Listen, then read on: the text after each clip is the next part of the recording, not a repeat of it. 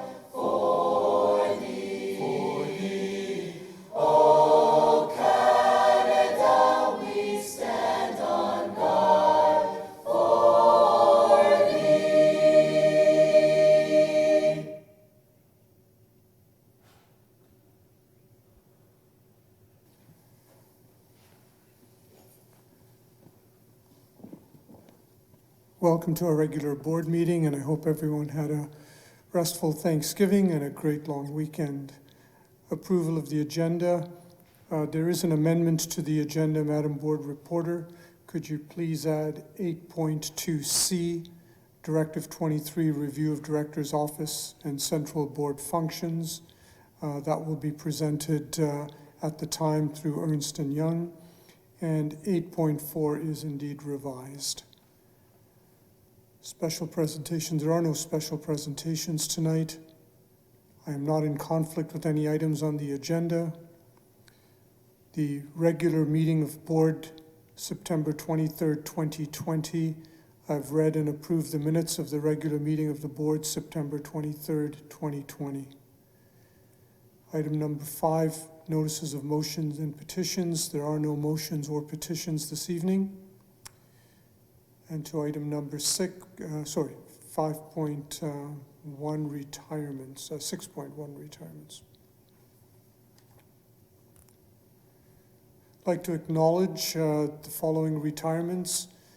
Julie Balance, Rita Barbier-Bowman, Raymond Beaubien, Deborah Brown, Manuela Di Bella, Celine DeNova, Denise Ferguson, Mark Giles, Richard Gordon, Karen Housen, Susan Huff, Linda Jardine, John Jeffrey, Mita Joseph, Linda Lee, Zenon Lipinski, Laura Lesson, Julie McClintock, Doris Moretta, Donald Osmond, Jillian Ross, Robert Smythe, Maria Sousa, Penny Saint-Germain, Anna Vale, and Paul Van Zandt. Thank you all for your many years of dedicated service, and we wish you all the best in your future endeavors.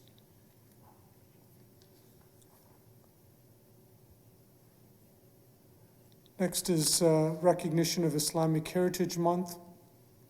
Through a series of motions and as part of the Peel District School Board's commitment to equity and inclusion, the Peel Board recognizes and celebrates a number of months of recognition. In October, we acknowledge Islamic Heritage Month in recognition of the significant contributions and achievements of Muslim Canadians and communities throughout the world. As a board, we recognize that acknowledging and validating student identity is essential for students to feel a sense of belonging and well-being. This is critical work as we disrupt and dismantle anti-Muslim hate and Islamophobia and other forms of intersectional discrimination. Next, in terms of recognitions, we have Bus Driver Appreciation Day on October the 21st, 2020. Thanks to all our wonderful bus drivers who each day, regardless of the weather, offer safe service to our students and families that depend on them. You are usually the first and last contact for many of our students, and your kindness and patience are most greatly appreciated. Thank you for your service. We couldn't do it without you. Peel Teaching Assistant and Early Childhood Educators Appreciation Day is on October the 28th, 2020. Thanks to all our Peel Teaching Assistants and Early Childhood Educators. You are valued partners within the educational journey of our students. You provide the support necessary for a strong foundation that our children can build on for their success in life. Thank you for your continued hard work and dedication, especially during this time, and we know with your help our children's future is bright. Item number 7, delegations. We have no delegations, and there is no new business this evening on item number 8. Moving on to reports from the director and staff. COVID-19 school planning update number 1, Director Russell Rollins. Good evening, and thank you very much, Supervisor Rodriguez. In this evening's agenda, there is the 4th update on school operations during the COVID-19 pandemic. Approximately half of our elementary students are attending school in person, and the other half are learning online. The majority of our elementary schools are able to offer both online and in-person modes of learning using their local teaching staff. In some situations, students who attend schools with smaller populations have been grouped together in online classes that serve students from multiple schools. We believe that this model has many benefits, including keeping students and educators connected as a community. Families of students in both elementary and the secondary panel will have the opportunity to change from online to in-person or vice versa by indicating their request for a change by October 14th at noon. Changes will come into effect at the beginning of Quadmester 2 in secondary schools and after the progress reporting period in elementary schools. Based on current trends, staff anticipates an increase in the number of students studying online. The Peel District School Board, as per ministry direction, will continue to offer both in-person at the elementary level and adapted modes of learning at the secondary level, in addition to online learning options to accommodate preferences for modes of learning. Currently, the Peel District School Board operates an online school for secondary students. Some changes to that model will be required depending on the total number of students choosing online learning for Quadmester 2. The goal is to ensure that our model for secondary online instruction preserves the greatest variety of course offerings for students. We know that a variety of course options improves student engagement in school and supports students who are preparing to graduate and pursue different options for post-secondary. Recently, the Ministry of Education provided district school boards in areas of the province with higher incidences of COVID-19 with additional funding. The Peel District School Board has been allocated $5,810,965. The funding is being allocated based on school board's proportionate share of projected student average daily enrollment. The funding must be used to support higher risk communities through the following measures: providing increased distancing between students through additional classroom hiring supports, which may lead to reduced class sizes, or providing increased remote learning supports, such as technology for students. This funding is to supplement existing school board COVID-19 spending plans, including the first phase of federal funding, provincial funding to date, and the planned use of our accumulated reserves. In the report, it describes a number of options for a new secondary model. The current model, which accommodates 25% or approximately 11,500 secondary students, is not scalable. Our second goal is to adopt a model that is sustainable for quadmesters 2, 3, and 4. The elementary model is effective and has created stability for many students, staff, and families, and will likely remain unchanged based on the information staff has at this time. Staff will continue to work closely with Peel Public Health on these changes, as well as reviewing our health and safety protocols. It's important to note that we also recently understand from Peel Public Health that school nurses are making initial contacts with schools where there has been an outbreak. So I will pause there, and Supervisor Rodriguez, we would welcome any questions that you may have about tonight's report. Thank you, Director Russell Rollins. Let me just preface some of my questions by just making the following comment. I think we recognize some of the complexities that are facing you and staff as you develop and deal with issues specifically around COVID-19 and the system. I recognize the following differing asks of parents and guardians and students, many if not all with extremely valid points and thoughtful suggestions. I acknowledge seeking and observing the best advice and direction from Peel Public Health, to managing the positive cases in schools as they arise, acknowledge the necessary adherence to collective agreements, acknowledge ensuring the best and most effective models for student learning in this environment for all students, not just for some of them, and also acknowledge the analysis evidence-based on numbers that attend in person or online and scheduling for the ever-changing landscape. So my questions are asked really with that backdrop and understanding. The first question, Director, is some concerns have been raised about engaging online students as well as in-person students at the same time. If you move to that sort of modeling, and I recognize the in-person is spoken in the report as adaptive, at the same time, will there be some capacity building for teachers in the form of modules for training to help with this? Thank you, Supervisor Rodriguez. Yes, as part of our plan over the course of the next month is to provide teachers with the supports to change pedagogy as well as to learn how to use the new technology so that they are meeting the needs of students, both those in person in the classroom as well as online. We recognize that this is an adjustment period. Some of our staff have already started experimenting with broadcasting lessons for students, and they certainly can be leaders in this work.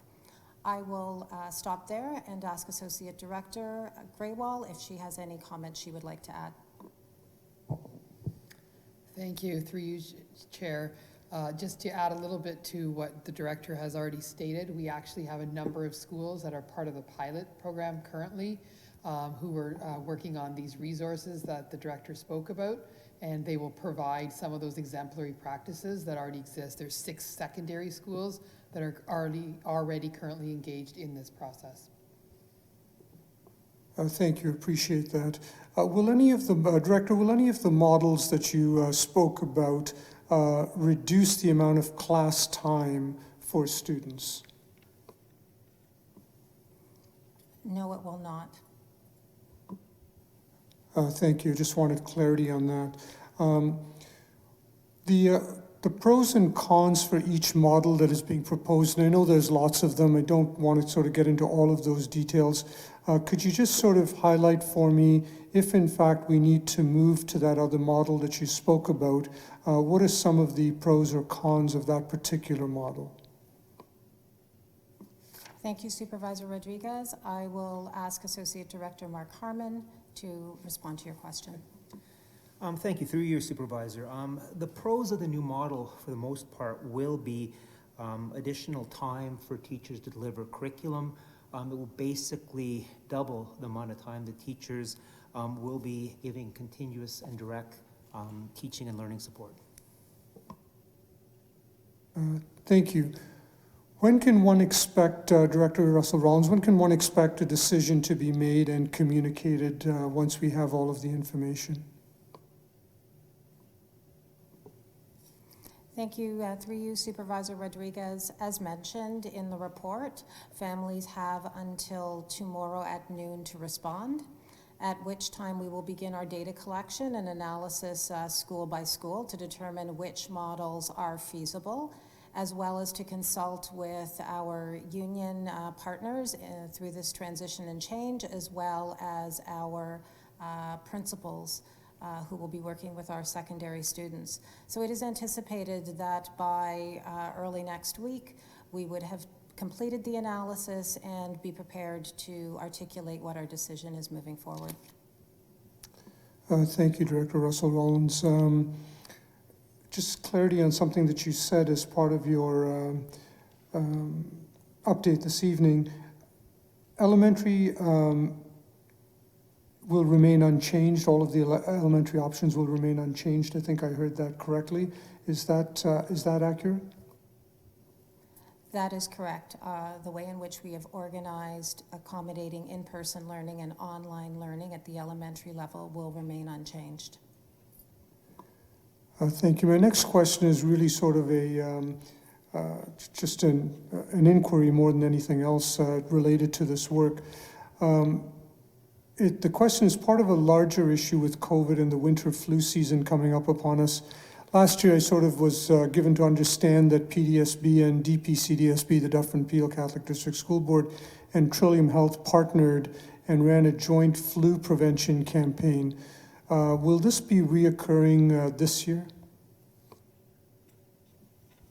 Thank you. Through you, Supervisor Rodriguez. Our communication team last year provided schools with a variety of communication tools to share with families, promoting opportunities to get the flu vaccine. That will continue this year. Thank you, Director. And finally, just a comment. Is it possible to sort of, in the future, get a general update of how things are going with students in schools?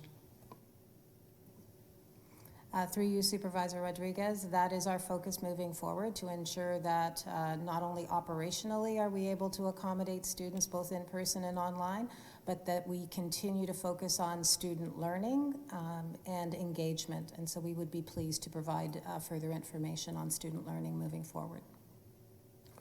Thank you so much. That's all of my questions. And again, can't thank you and staff sufficiently for the work that is ongoing and how expeditiously you respond to some of the difficulties that are being experienced. So thank you for all of that. Moving on to 8.2, which is the ministry reviewed directives update, directive number 5. And I believe we have, do we have the governance person, Lori, on? Thank you. Through you, Supervisor Rodriguez. Yes, we do. Welcome, Ms. Barnes. Seems to be an airplane flying behind you.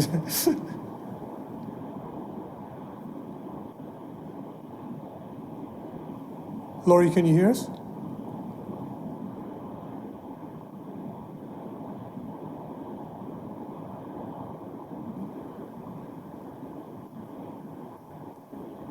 Guess we're having technical difficulties with Ms. Barnes. Let's continue on to 8.2b and see if we can get 8.2a a little later. 8.2b, Directive 27, Applied to Education Review. Director Rollins. Thank you very much. Through you, Supervisor Rodriguez, I would invite Superintendent Jamie Robertson to speak to Directive 27 and the update on Apply to Education. Thank you, Director Russell Rollins, and thank you, Supervisor Rodriguez, and through you.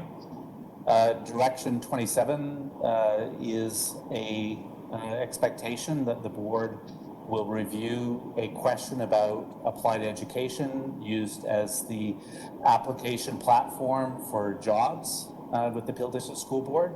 The question specifically is about the use of the software And the question about if the software unfairly screens out particular candidates, the direction specifically reads the board shall review applied education to determine whether or not otherwise qualified racialized candidates are being screened out and report the results of the review at a public meeting of the Board of Trustees.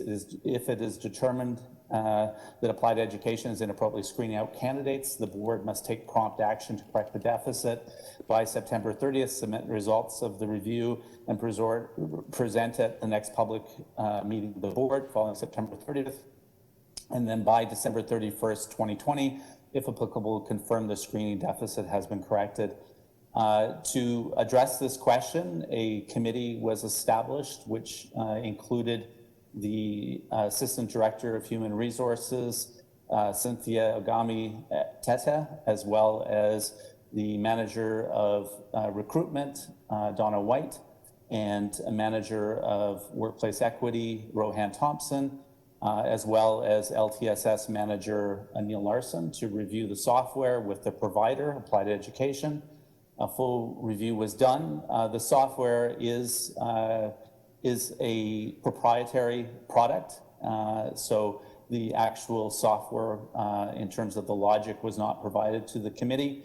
However, a review was conducted of the software and an attestation was provided to the board from the president of the company indicating that there is no algorithm that does screen out candidates in the fashion described in the ministry review report.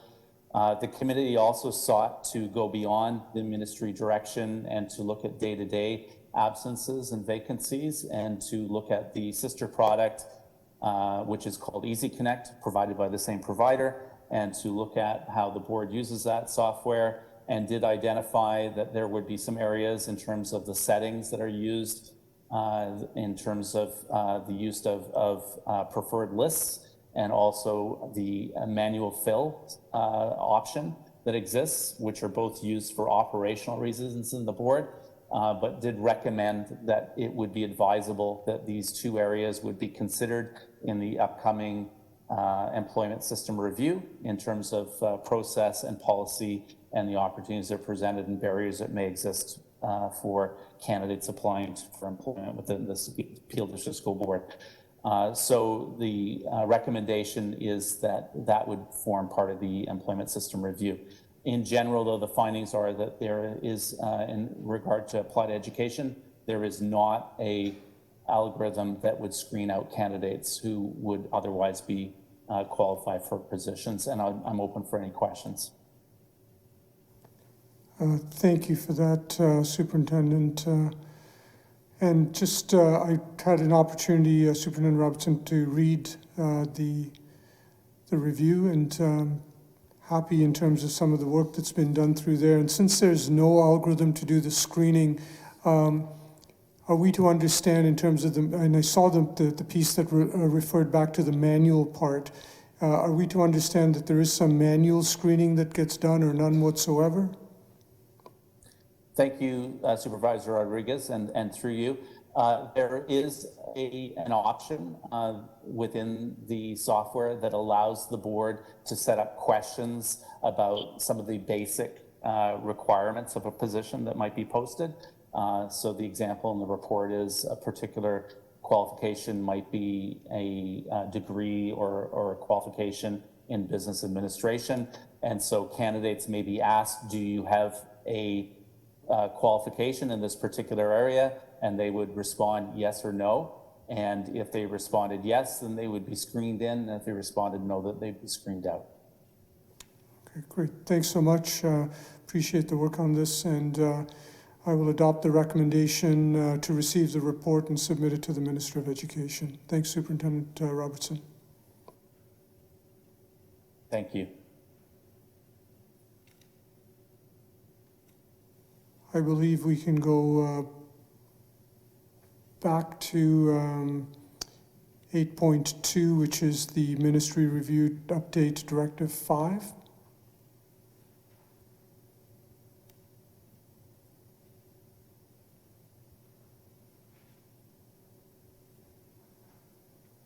Is Ms. Barnes available to us?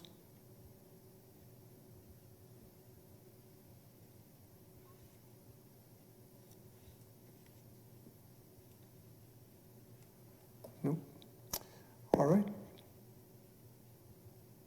Let's move on to 8.3, which is the Peel District School Board Policy 72, Trustee Honoraria. And just go on the page on that.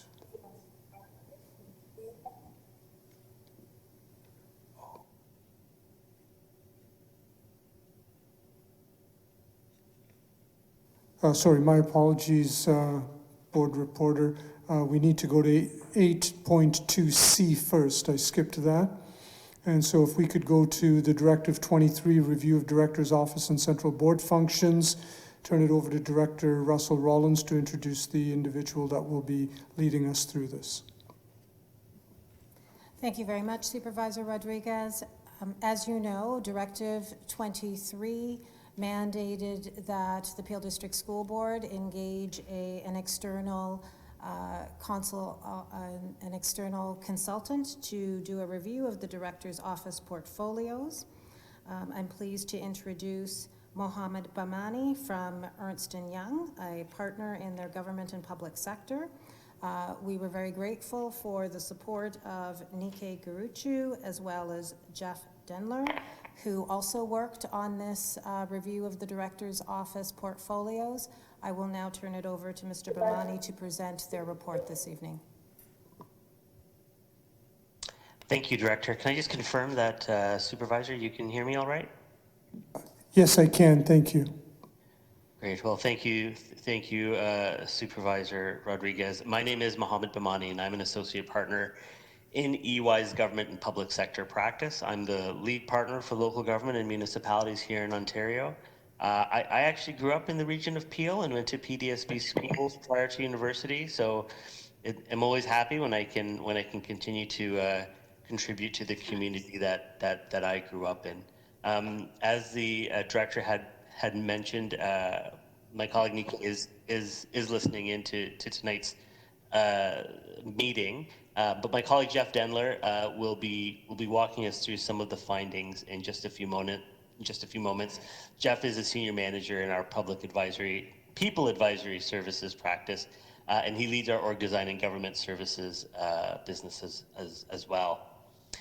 So just to recap, following the directives issued to the board by the ministry, the PDSB is taking deliberate action to address urgent matters in its director's office and central board functions. It is in line with these actions that the board did ask EY in May 2020 to conduct a comprehensive review of the director's office and central board functions and make recommendations to the board to establish clear roles, responsibilities, and accountabilities for all major portfolios, including legal services and human resources. So the scope of our review was to conduct a current state review of the director's office and those functions. It was the development of a series of design principles and a high-level structural design options on how the director's office and those support functions can be designed and implemented going forward. Recommendations related to role profiles for each of the unique roles in scope, which were the 4 associate directors, executive lead, and 2 superintendents reporting to the director of education, and as well the recommendations around performance goals and measures and learning goals for those portfolios. So to do this over the course of those months from May, my team and I conducted a series of interviews. We reviewed documentation that related to the board directives, looked at previous reviews that were conducted, and really ran a number of high-level workshops with members of the senior executive team who were the steering committee for this engagement.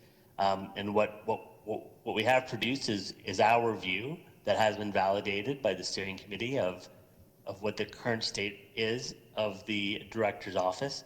Had developed a series of suggested opportunities to improve or transform those, and have now developed a series of design principles and a high-level structure. To walk you through that, Supervisor, I'll welcome my colleague Jeff Denler, after which we can answer any questions you might have. Jeff. Supervisor Rodriguez, So as mentioned, our review included looking at the current state as well as the design of the future state of the Director's Office and Central Board functions. Our approach included a current state assessment with inputs from leading practices from other jurisdictions. We identified 20 opportunities from the current state assessment and then explored different options to design the future state of the organization. And in particular, we looked at areas related to inclusion, diversity, equity, and anti-racism. For example, we provided analysis and advice on the optimal portfolio to place functions like human resources and legal services, as well as the equity work that was specifically defined and described in the ministry review several months ago. As part of the current state, as we often find in organizations where it has been many years since an organization-wide review was conducted, we did identify numerous opportunities to realign portfolios. Just as a summary of the future state design, I want to point out some of the examples of changes that were recommended for the future state. So these represent changes from the current state structure and design of the organization. So firstly, given the importance of addressing inclusion, diversity, equity, and anti-racism priorities and to align with the vision of the board, we've recommended a more narrow focus for the school's portfolio that to be renamed the School Improvement and Equity Portfolio. That represents the roles of 2 associate directors supervising the superintendents and all of the schools in PDSB. And then to allow that narrower focus, certain portfolios were moved to other parts of the organization, in particular to allow dedicated leadership in instruction and equity portfolio to drive some of that improvement in regards to curriculum and different student engagement and well-being programs. So that's under the Associate Director of Instruction and Equity. Thirdly, the movement of human resources. We recommended that human resources be moved over to the operations portfolio to be called Operations and Equity of Access and Service Delivery. That's to allow a separation between human resources and the various functions related to equity for students, employees, and families and communities. And that was also to address numerous areas highlighted in the ministry review. So part of that was to look at legal services, and our recommendation is the establishment of an Office of General Legal Counsel to be reporting directly to the Director of Education. And then to provide the required leadership to enable the significant culture change required to implement the board's vision, there are 2 new departments that would report directly to the Director of Education. These represent movements of existing work into new portfolios. The first is the Department of Indigenous Education, Anti-Racism, and Anti-Oppression. This includes leadership over all equity work, including the equity work that was mandated as part of the ministry directives that be centralized in one location in the PDSB. The second new portfolio reporting directly to the Director of Education is the Office of Coordination of System Transformation. As the Transformation Office, this includes leadership development and research, the data-driven analytics required to ensure the board is on track with respect to inclusion, diversity, equity, and anti-racism priorities. And it is our advice that these portfolios be given a dedicated focus and be reporting directly into the Director of Education in order to ensure that there is significant focus and sufficient engagement and leadership from the executive level to drive those changes. So that's an overview of the future state design. Next steps from this review will include implementation of the design and assigning appropriate performance goals and measures based on the new adjusted portfolios for the leadership of PDSB. At this time, Supervisor Rodriguez, I'd like to pause and see if there are any questions. Yes, thank you for that. Just one sort of key question that is sort of larger than, has a broader sort of understanding on the entire model. In your expert opinion, will your suggested model respond with nimbleness to the issues of systemic Black anti-racism, African Caribbean anti-oppression, those issues that we were dealing with that you're well aware of, And I say that not so much because of the way it's been designed, but just so to get an idea from you in terms of your thinking as to the fact that these portfolios that you've suggested are not strictly siloed, but in fact are have some greater intersectionality with all of the work. So let me be more concrete in my question. Given the fact that you've identified 2 or 3 portfolios that deal directly with this, with what the directors are trying to get at, and other portfolios like HR, for example, that have been moved, do I have some confidence that, given your structure, that indeed the HR portfolio will also carry the weight of being able to deal with the systemic racism that's present? Yes, thank you, Supervisor Rodriguez. It is our view that the new structure will enable that nimbleness.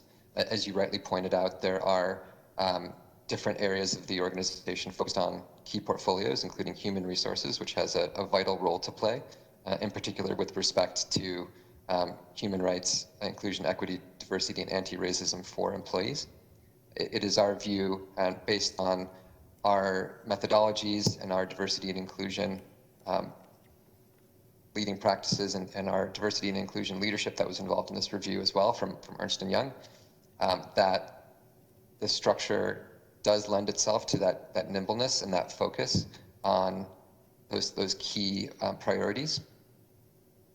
Specifically, it does require to complement the new structure and the new design, different ways of working, including areas and opportunities specific to culture change. So in other words, it will take significant effort and alignment on a vision across the entire board to proceed and to achieve these very important objectives as related to equity and anti-racism as you specify.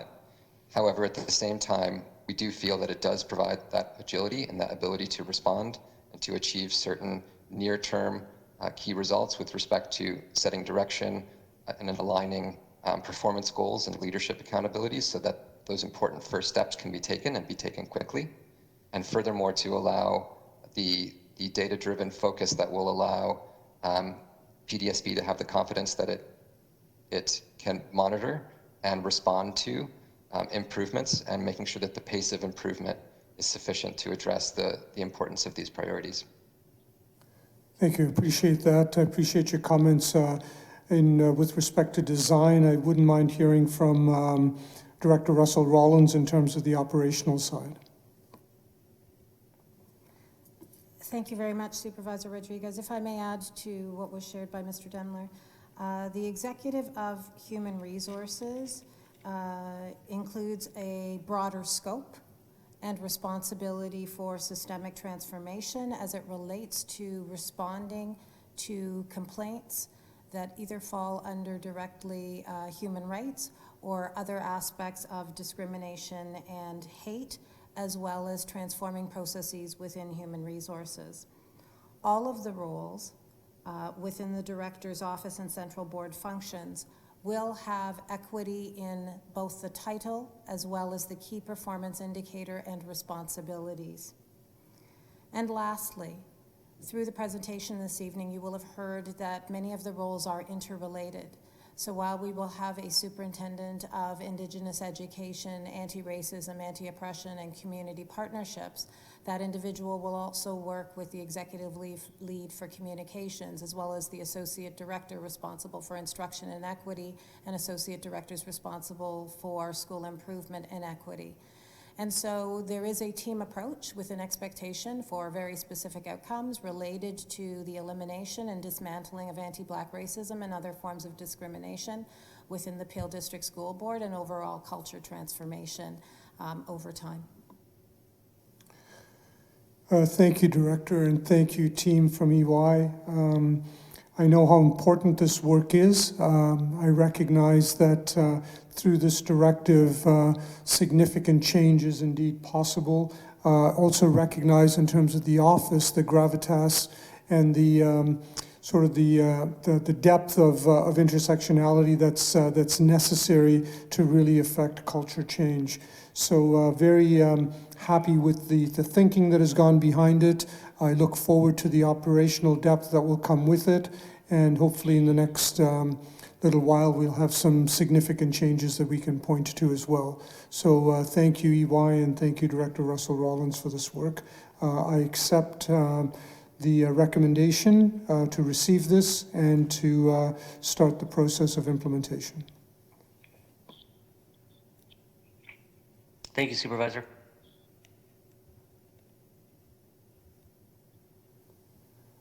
Let me go back to one more time to 8.2A to see if we can get Ms. Barnes, if she's available. If not, not a problem. Supervisor Rodriguez, it's Mrs. Barnes. Can you hear me? I can. Thank you so much. We are on Directive 5. If you could speak to that, please. Yes, certainly. Thank you. I'm sorry for the back and forth. There seems to be a Wi-Fi black hole here or something. So I'm speaking to the report regarding the board bylaws. It was my sincere hope that these would have been completed at this time, but as indicated in the report, a little bit more time is required in order to complete this task, as it is mandated by the Ministry of Education. I'm in the process of ensuring alignment with system changes that are still in the development phase regarding other Ministry of Education directives. I am working with the newly appointed interim director to confirm our steps forward with respect to the bylaws and good governance practice. And I am communicating with senior staff on an ongoing basis regarding the terms of reference for board committees, which are related to the recommendations that were outlined in the first 3 effective governance reports. And that is quite an extensive and time-consuming task to ensure that all of the terms of reference are aligned and that there is an opportunity for public input into the board's committee structure. With respect, all of the senior staff have been extremely helpful, but they have all been focused 100% of their time on trying to ensure that students are back in the classroom. So they have given me whatever time they could, and we are working through the end of that gathering of information. Robert's Rules of Order also published a new edition in September 2020, so I'm just reviewing that to ensure that there isn't anything that will be missed with respect to that publication. And I've been working very closely with the board solicitor since this project began. She is ensuring legislative compliance, and we are working toward addressing the changes to the board's governance and accountability framework. Because this is not her full-time job, she's only able to give me bits of time. We have recently completed the first final draft, and it is now with her awaiting review, and I'm hoping to get it back as soon as possible. I'd be happy to answer any questions you might have. Thank you for that. Really appreciate it, Ms. Barnes. Just a couple. One, you mentioned the Robert's Rules of Orders. In the current bylaws, I believe it's Borno that is referenced. So there's an assumption that there'll be a change to that. Am I accurate in that? That is correct, Supervisor Rodriguez. We will be moving to Robert's Rules of Order, which is, I would say, the standard for most school boards in the province of Ontario. Yeah, no, appreciate that. I just wanted to make sure there's consistency from the from what's written in the current bylaw. Secondly, Ms. Barnes, in your opinion, in your expert opinion, would you see the trustees receiving some rigorous training on the updated bylaws and governance processes? Absolutely, Supervisor Rodriguez. I think that is essential to the continued success of the Peel District School Board moving forward. This is a massive change to the trustees' way of operating, and that would be a significant portion of what is required moving forward. Thank you so much. Really appreciate that. We will accept the recommendation to receive the report and provide it to the ministry as an update as well. Thanks for all your work, Ms. Barnes. Appreciate it. Excellent. My pleasure. Thank you. Just another note in terms of this particular, not in terms of the report itself, but more immediately in terms of the trustee training. There will be 2 evenings upcoming for the trustees to have some training on anti-Black, African, Caribbean racism, anti-oppression, and equity, and that will be provided in the near future. Trustees will be provided with the dates, the 2 evenings for that work as well. So alongside the other work, some of the PD is also occurring, and I just wanted to make sure that we pass that along publicly. 8.3 is the Peel District School Board Policy 72 on trustee honoraria. And you'll see in the report the way that the honoraria has been calculated primarily deals with the projected ADE from the previous June. Not actually, when I read the report, maybe AD Gill might have, or Director Russell Rollins might have some ideas to why it's the projected ADE for the June previous year when we have the actual. Does anybody know why that would be the case?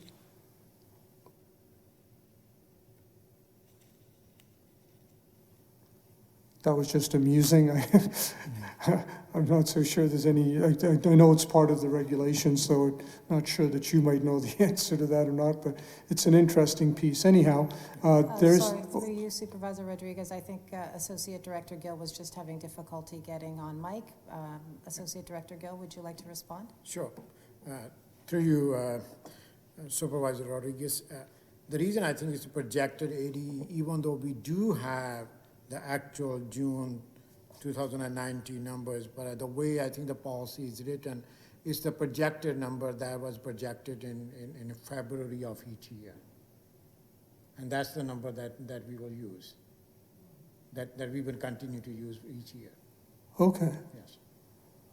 Thanks, AD Gill. Appreciate that. So you will note that in the appendix was the previous year's honoraria for comparison's sake. So there was some transparency as to what they were, what the honoraria was in the 2019-2020 school year, and this is the 2021 school year, and there is a slight increase because of the ADE, I believe, and that's really all of it. I do not have any questions about that other than to again receive the report and follow through with the honoraria director for the December 1st, 2020 to November 30th, 2021. So we will approve that.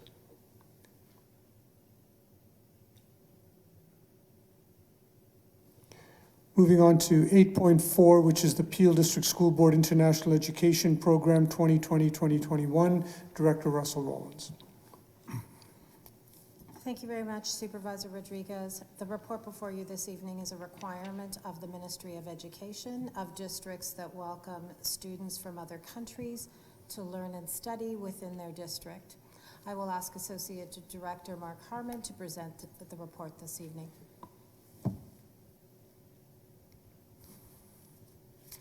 Thank you. Through you, Supervisor Rodriguez.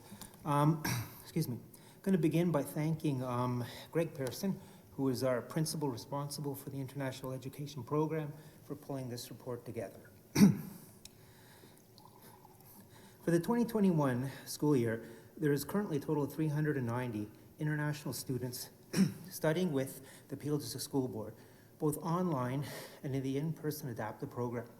The Minister of Education has permitted school districts to issue OENs to students new to our school system who are beginning their learning in their home country. The goal is to have these students travel to Canada as soon as borders open. The Minister will allow international students to complete a full year of studies, earning credits through distance learning from their home country if necessary. The Peel District School Board currently has 91 students studying online from Canada and 64 students studying online from their home country. The attestation of readiness and supporting documentation will be forwarded to the Minister of Education and reviewed by them jointly with federal health authorities to determine a list of qualified districts. The intention would be to extend the exemption to all international students with valid study permits to approved school districts to enter the country regardless of the issue date of the permit. This approval would open the border for our students presently studying through distance learning in their home country as of October 20th, 2020. It would also open the borders to new international students applying to our system. At least 35 new applicants to our system for September canceled or deferred their studies due to border closures, study permit delays, and the pandemic. The Peel District School Board is expecting potentially 90 new students the third quadmester in February 2021. Federal and provincial requirements govern public school boards and private school boards across Canada. The requirements encompass the readiness of the school system to manage and respond to an outbreak in addition to the management of the international student population. The requirements which we have met are listed in the board report, along with an overview of the PDSB's international program arrival plans. In conclusion, board staff have confirmed that this board report and attestation complies with the October 9th, 2020 Ministry of Education clarification on readiness to welcome international students. It is recommended that this report on the Peel District School Board International Student Program be approved. This report attests to the Peel District School Board meeting current federal and provincial requirements for international student programs for the 2020-2021 school year. Thank you, A.D. Harmon. Director Russell Rollins, a few questions about the report. One is, who signs the attestation form?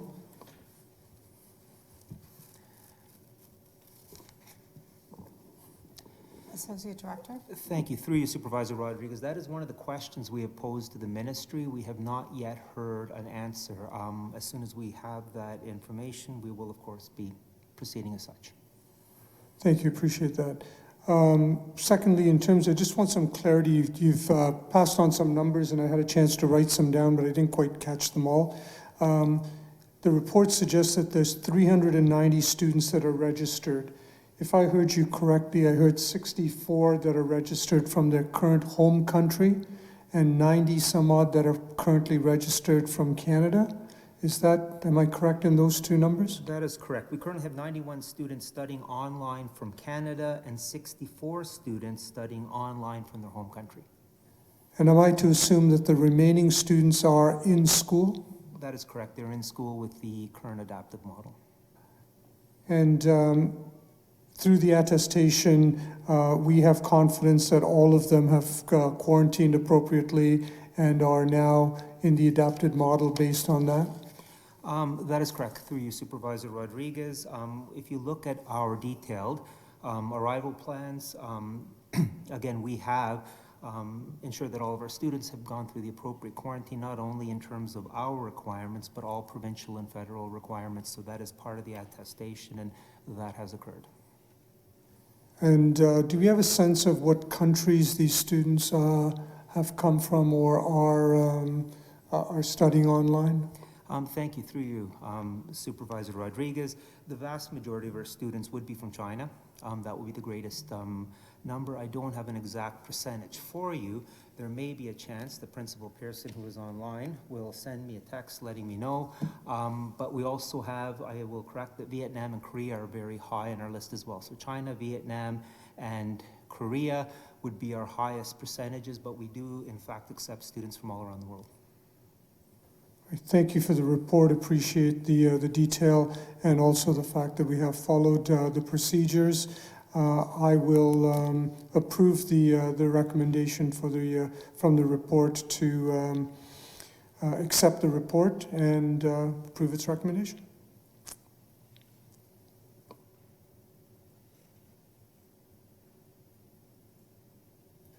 The next one, 8.5, the elementary principal assignment, Director Russell Rollins. Thank you. Through you, Supervisor Rodriguez. It is our normal process to allow for the secondment of the President of the Peel Principals and Vice Principals Association to be facilitated. This report places Neil Eccles in that role. Thank you, Director. The report is received. Moving on to item number 9. I will receive the minutes of the Audit Committee of September 24th, which is 9.3. There were no recommendations made to the board at the Audit Committee September 24th meeting, which is 9.4.